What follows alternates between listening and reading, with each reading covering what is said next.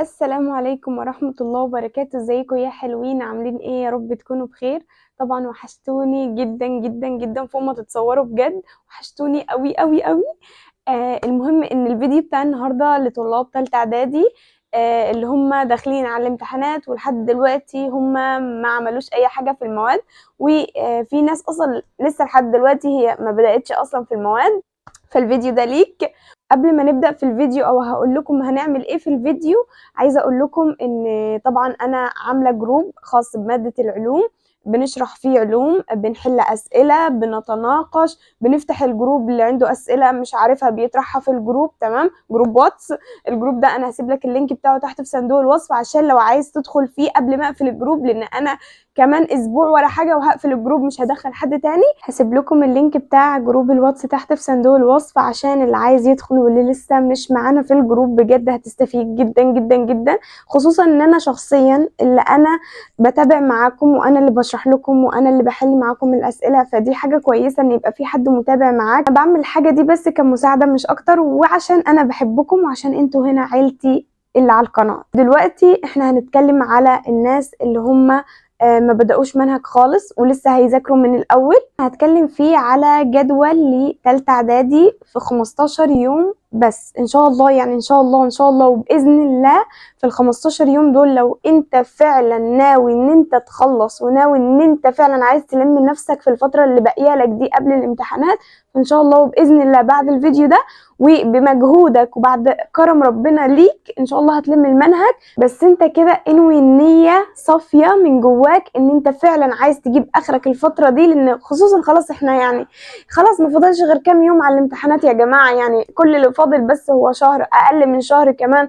فمش معاك غير شهر او اقل من شهر تلم فيهم نفسك لحد الامتحانات. طبعا لو انت شخص اصلا متراكم عليك حاجات كتير جدا فانت لازم تضاعف المجهود بتاعك في الفترة دي ولازم تضغط نفسك. هتبدأ معايا اول حاجة بالنية بتاعتك انت.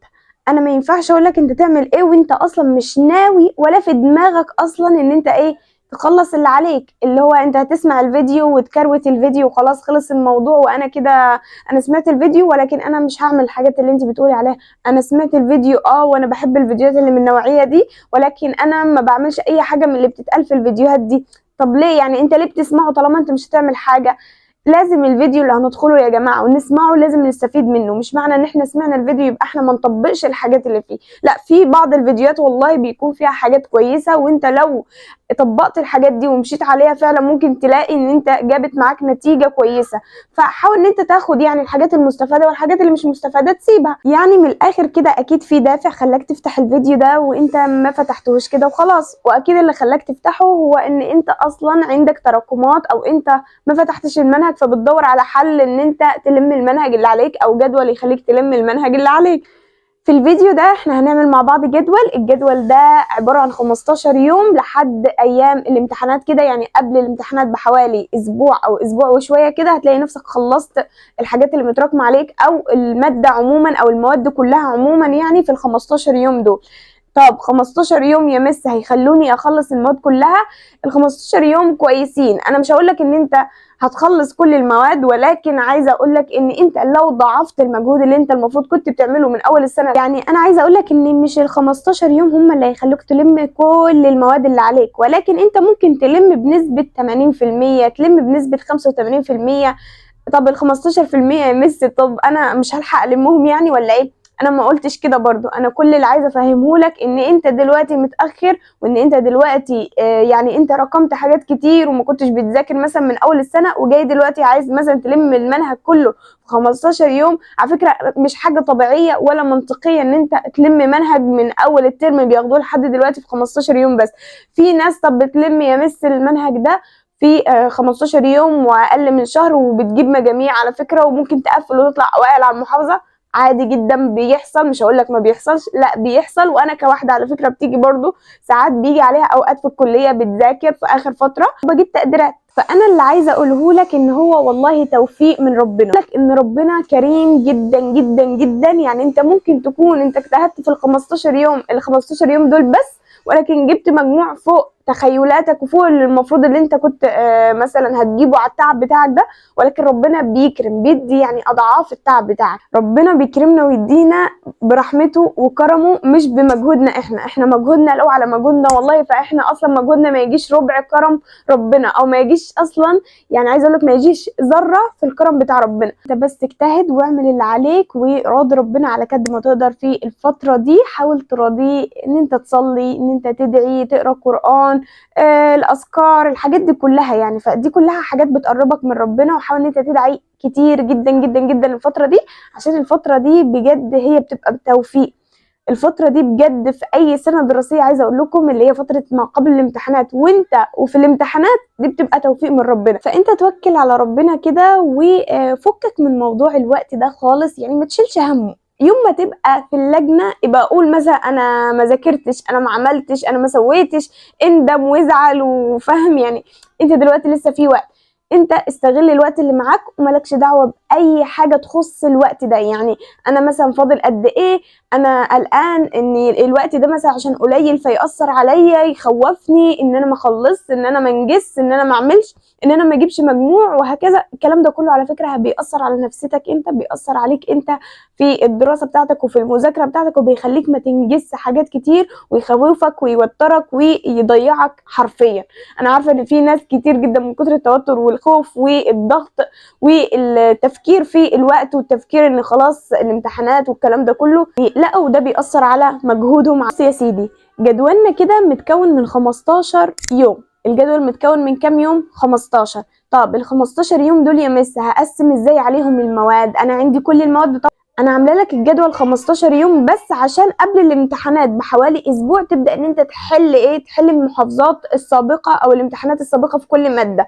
عشان برضو قبل امتحان اللغه العربيه انت لازم تاخد 3 أو 4 ايام بتراجع لغه عربيه، تمام؟ فانا عامله حساب الحاجات دي. انا مش عايزاكم تخافوا خالص من نظام البوكلت، عشان في كذا حد سألني على الخاص على النظام ده، النظام البوكلت ده نظامه ايه ووضعه ايه وكده. انا مش عايزه اقول لكم ما تقلقوش خالص من نظام البوكلت.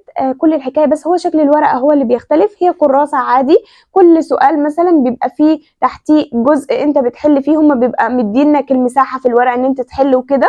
عايزه اقول لك يعني لو انت مذاكر وتمام والدنيا فل معاك فالنظام مش هيختلف، سواء عملوه كده رفعوه لفوق نزلوه لتحت.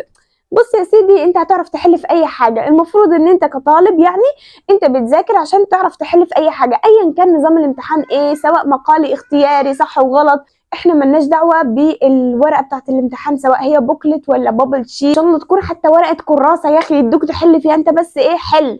هنبدا بقى نجيب نجيب كراسه كده او نجيب نوته. شايفين النوته القمر دي، النوته العسل دي؟ بصوا كده انا كبرت على الحاجات دي، ولكن انا لسه لحد دلوقتي بعمل الحاجات دي يعني. وهي ان انا عندي نوته كده خاصه بانجازاتي الجميله العسل دي، شايفينها؟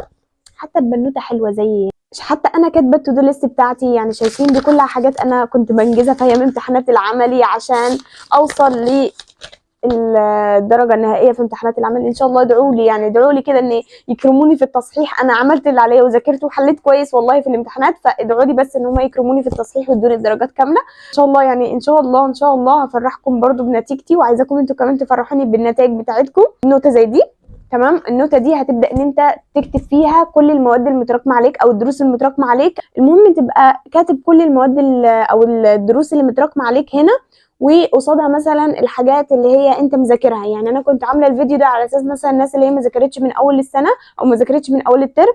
ولكن دلوقتي عايزه اقول لك لو انت برضو مثلا فتحت الفيديو وانت مذاكر حاجات وحاجات مش مذاكرها، فبرضو الحاجات اللي مذاكرها اكتبها والحاجات اللي مش مذاكرها اكتبها، عشان تبقى عارف انت عايز تذاكر ايه وعليك ايه وايه اللي فاضل لك وهكذا.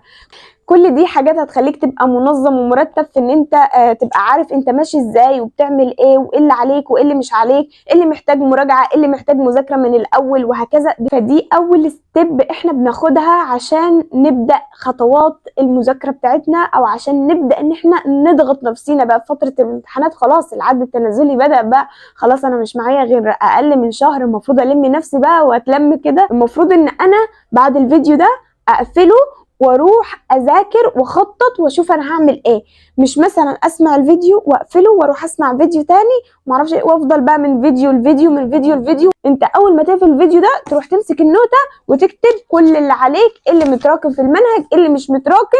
انت المفروض خلاص معاك 15 يوم، احنا هنسيستم الجدول بتاعنا على 15 يوم، فابدا ان انا الحاجات دي اعدهم هم كام درس، واقسم الدروس دي على ال 15 يوم، اشوف انا هطلع بتوتال قد ايه في اليوم، يعني اطلع بتوتال قد ايه في اليوم، انا هذاكر كام درس في اليوم. مثلا انا عندي 15 درس في المنهج انا مش مذاكرهم، فهقسم ال 15 دول على ال 15 يوم، هيبقى كل يوم هذاكر درس. مثلا انا عندي 45 درس في المنهج انا مش مذاكرهم ومعرفش عنهم اي حاجه، فهقسم ال 45 دول على ال 15 يوم وهشوف انا هذاكر كام درس كل يوم.